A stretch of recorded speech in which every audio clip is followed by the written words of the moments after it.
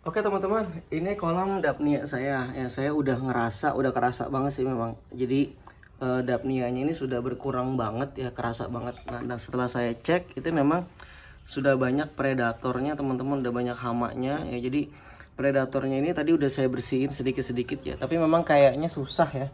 Jadi memang harus kita kultur dari awal lagi kalau kita mengkultur dapnia teman-teman.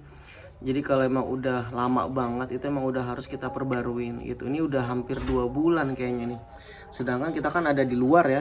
Rumah saya tuh deket sawah, deket sungai, otomatis banyak banget predator-predator, hama-hama yang harus kita bersihkan. Ini serangganya udah nggak nemu lagi.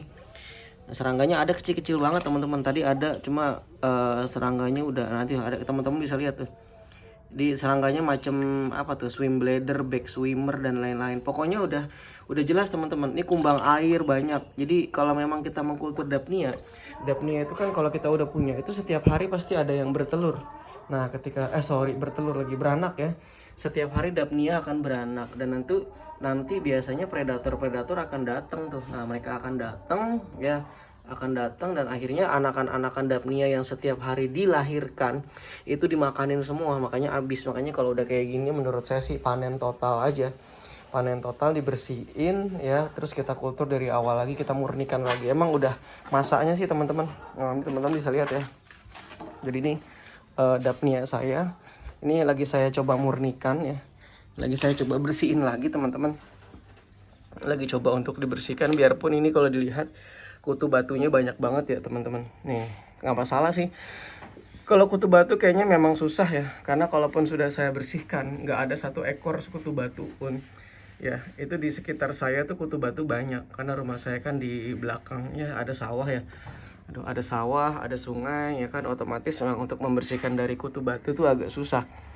Itu kalau ketiup angin aja terbang-terbang ya, telurnya ya bisa nempel di apa namanya, berkembang di kulturan kutu air saya. Nah ini udah bersih teman-teman.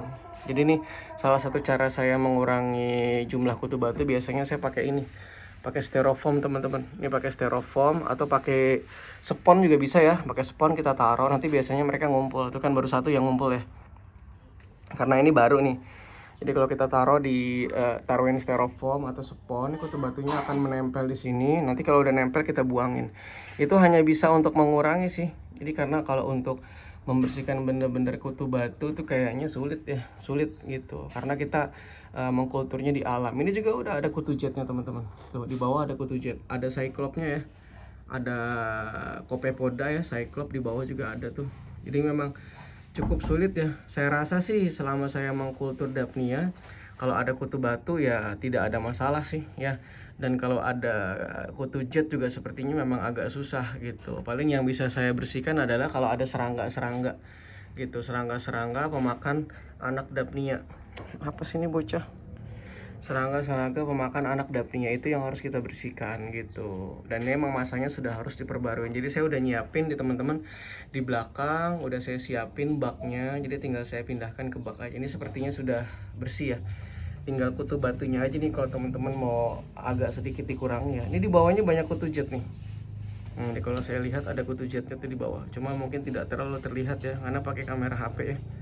Oke, nah udah teman-teman, ini dapnya yang sudah kita murnikan, tinggal kita taruh di bak baru ya, kolam yang baru ya, supaya bisa berkembang lagi gitu. Ini ya teman-teman yang harus dilakukan kalau kita mengkultur kutu air. Memang seperti ini, memang tidak bisa kita kultur selamanya di satu tempat, memang harus kita perbarui gitu ya. Jadi nggak usah ini ya, nggak usah bingung yang teman-teman yang pengalaman mengkultur dapnia ya, apalagi moina ya, itu normal-normal aja. Karena kalau kita pengen kulturan kita tuh bersih dari apapun ya, memang harus kita kulturnya itu harus diperbarui setiap biasanya saya sih 2 bulan atau 3 bulan ya, lebih bagus kalau sebulan, cuma kan capek ya. Oke, itu aja teman-teman tips dari saya ya. Mungkin kalau ada yang punya pengalaman lain boleh juga kita sharing. Nah ini kutu jet teman-teman nih, tuh kutu jet tuh. Yang tadi penasaran dengan kutu jet, ini ada kutu jet teman-teman tuh di bawah tuh tadi tuh.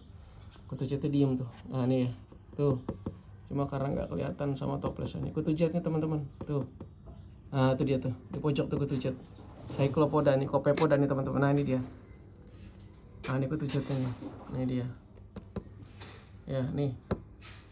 Jadi udah ada Cyclops-nya juga ya. Itu dia. Gak masalah sih menurut saya. Gitu. Oke, semoga bermanfaat tips dari saya. Terima kasih. Assalamualaikum warahmatullahi wabarakatuh.